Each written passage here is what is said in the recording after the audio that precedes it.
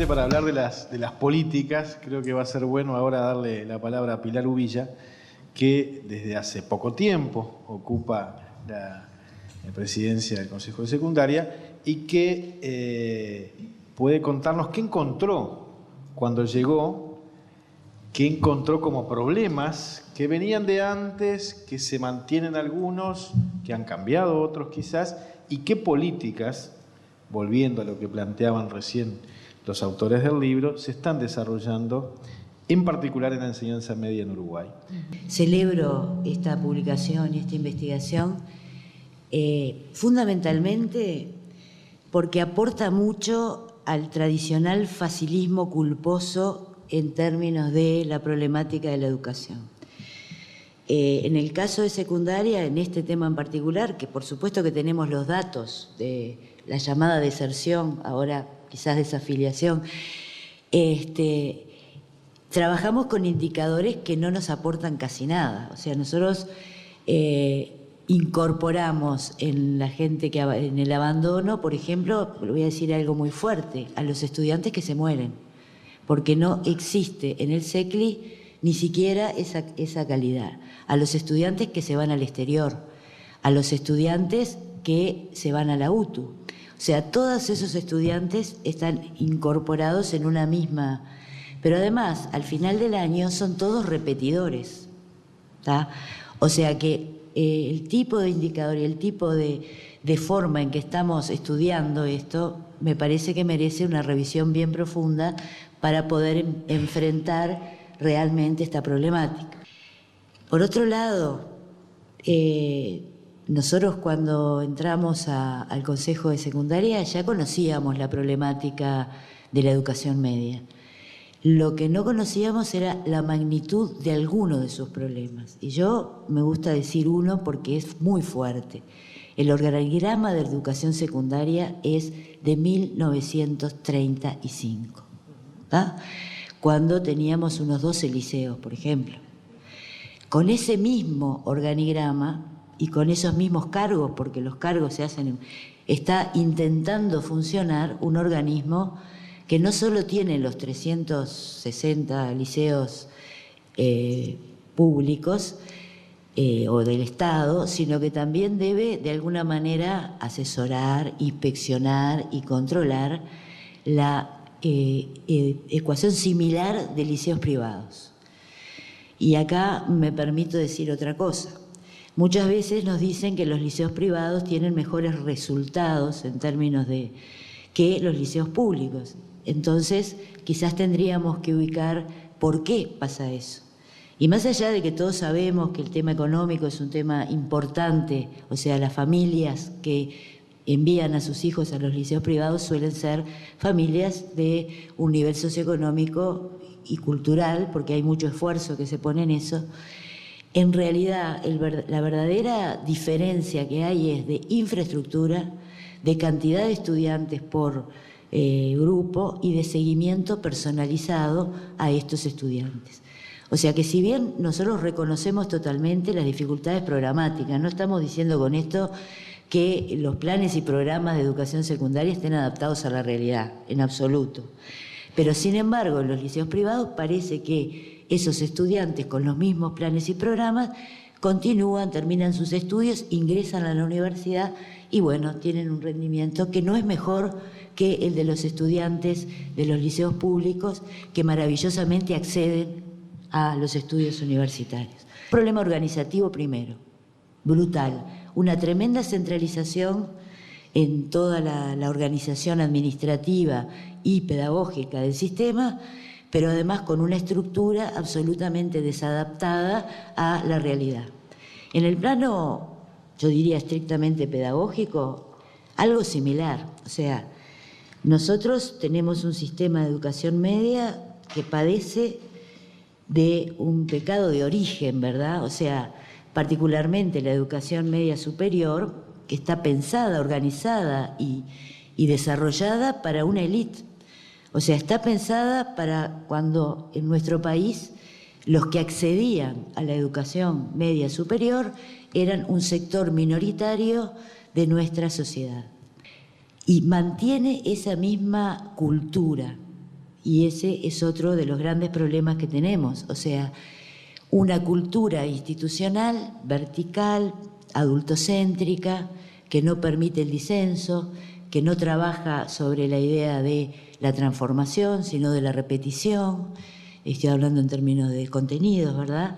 Que le cuesta enormemente producir novedad, que para lograr un acuerdo para una transformación educativa estamos mínimo un año. Y el tercer gran nudo que encontramos, y que no es menor, es el nudo de infraestructura. O sea, nosotros tenemos, como decía hoy, unos 360 liceos que deben recibir a los estudiantes, por ejemplo, de 2.800 escuelas.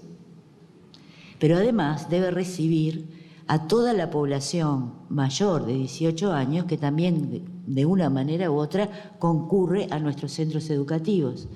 Con el agravante de que la UTU, que tiene unas propuestas educativas bien interesantes, desde otra lógica, con una identidad que está mucho, en mi opinión, ¿no?, más adaptada a la situación actual, no tiene la capacidad ni la posibilidad de absorber a la cantidad de estudiantes que no solo les vendría bien, sino que quieren ingresar.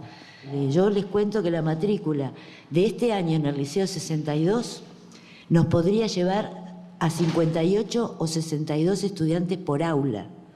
Por supuesto que lo que tenemos que hacer es trasladar a esos estudiantes a un liceo que les queda lejísimo, para el cual tienen que tomar ómnibus y entrar a las 7:30 de la mañana, a los 12 años, cuando es de noche, de lugares y de territorios que quizás nunca han salido porque tienen la escuela de tiempo completo muy cerquita de su casa, donde se alimentan, donde hay una contención casi maternal, y desde allí pasar a una situación de 13 docentes en un monstruo de liceo donde la identidad queda absorbida por la masa.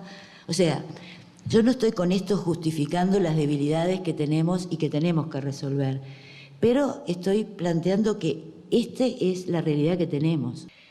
Dicho esto, asumiendo que desde secundaria tenemos que realizar una profunda transformación de nuestra propuesta educativa, voy a plantear algunas de las cosas que pretendemos desarrollar, pero que va a estar muy limitada si mantenemos este presupuesto. Y un detalle más, en los departamentos del interior a veces nos encontramos con un solo segundo ciclo.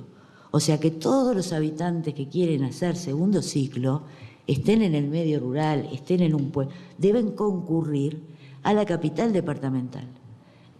Son muy pocos los departamentos que tienen quinto y sexto, no así cuarto, que se lo facilita más. O sea que eso también hace que la llamada desafiliación en ese caso tenga condiciones objetivas que inhabilitan la continuidad de los estudios, ¿verdad? En 6 meses, con el presupuesto en el medio, lo que definimos fue orientaciones y líneas, ¿no? Por ejemplo, una es las nuevas orientaciones en el segundo, voy a ir al segundo ciclo, que parece ser el más vinculado con trabajar sobre nuevas orientaciones. Ustedes saben que tenemos 4, yo creo que el bachillerato artístico ha sido una buena propuesta. La otra gran estrategia tiene que ver con desarrollar la navegabilidad en mucha más amplitud. Trabajar conjuntamente, ya hemos iniciado, trabajar conjuntamente con estudios terciarios. O sea, romper un poco esta chacra en la que se ha convertido educación secundaria, que tiene mucho que ver con antagonismos, con problemas históricos, pero que bueno, definitivamente la educación la tenemos que ver como un sistema. Y secundaria está justo en el medio, o sea, nosotros tenemos necesariamente que coordinar con primaria, con la UTU, obviamente, pero además con la universidad o con otros temas terciarios. O sea, el pensar en nuevas orientaciones no quiere decir hacer bachilleratos al montón y para cualquier lado y cualquier cosa. Por eso la vinculación con la universidad y la regionalización, que es otro de los aspectos que queremos desarrollar. Estamos pensando, por ejemplo, en la necesidad de desarrollar un bachillerato vinculado al tema energético, ¿tá?, al tema bioenergético. O sea, es toda una propuesta, pero que, bueno, ahí sí que necesitamos insumos para poder desarrollar. Pero no queremos que sean locuras que se nos ocurren a nosotros, sino que realmente haya desde las comunidades, de los territorios y en acuerdos, propuestas que ameriten un desarrollo de este tipo. La otra es